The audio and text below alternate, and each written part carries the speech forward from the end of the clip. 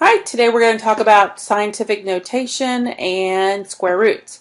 You will need your notebook for notes and a pen or a pencil. Please gather those materials now. Okay, so the first thing we're going to talk about is scientific notation.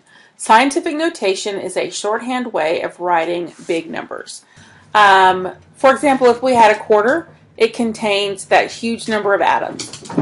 That is a really large number when you're trying to deal with stuff. So we have a way to write scientific notation in a shorthand way.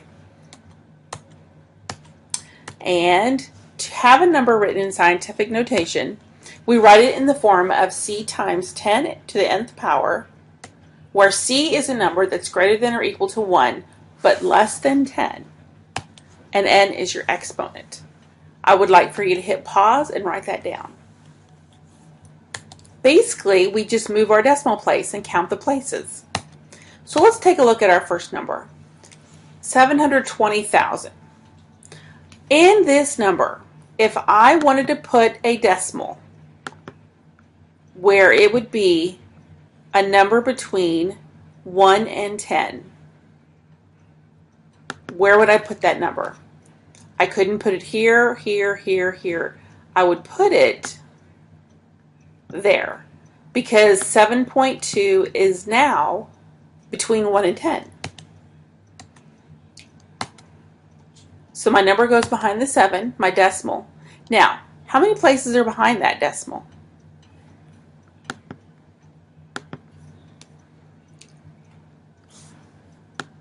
One, 2, 3, 4, 5. That's your exponent.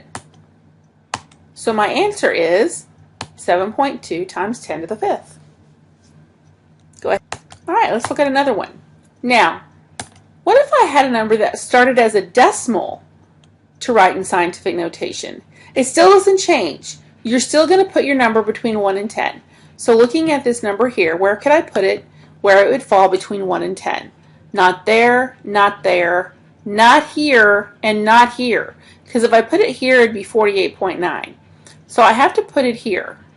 So you see how this is still between 1 and 10? So 4 and 89 hundredths times 10. And how many places did I move that decimal? 1, 2, 3. But instead of a positive 3, it's a negative 3. Whenever you start with a decimal, your exponents are negative. All right, now let's take a look at writing a number that's in scientific notation in standard form.